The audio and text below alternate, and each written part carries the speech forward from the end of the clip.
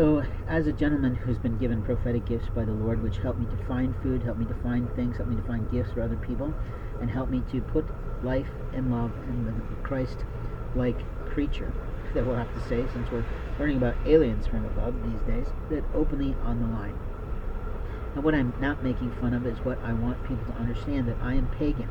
And as a pagan, I have the right to read under the Constitution anything I want to under freedom of religion. And because I've done that, I've learned a lot more about God than probably the average Bible attender or Bible school, Sunday school person, because I'm not in someone's organized religion. I'm in my own faith of how I choose to worship the Lord every single day. And when I don't understand something, I'm always amazed at how God says, just be patient, wait for it, just have patience.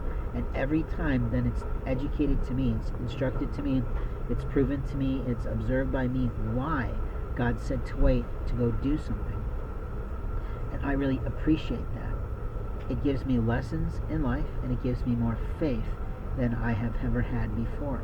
I don't think there's something ill-willed or immoral about a person having a foundation for their life of faith. And openly right now it is pouring rain in Champaign, Illinois, and I'm opening outside one of the stores that has a rare overhang. I feel bad for the elderly and bad for other people in the community who have to get in and out of their cars all the time today, but openly because they have to suffer with dealing with umbrellas all the way. And let's face it, the best umbrellas you can find are for Gokyaku or $5 in Japan, and our umbrellas usually suck and break. But that's the way it goes today with our imports and our exports and the way they're handled today. But I'm not being facetious and I'm not being politically incorrect. I'm telling you about my experiences.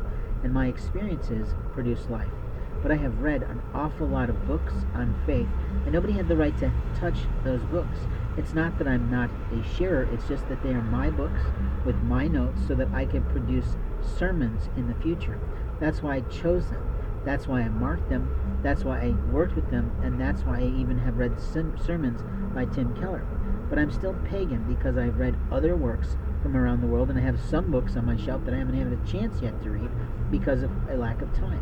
When you're losing your life to cybercrime, identity theft, and fraud, you don't always have that free time, 20 minutes on the toilet, to take a moment for yourself to do that. But in my old life, I had a couple hours in the morning to get up between 3 and 5 and worship God, pray at the altar that I made to honor my Lord and Savior, and openly other people I loved in my life. And I would go through a list of who I would pray for, even if all their photographs weren't on that altar.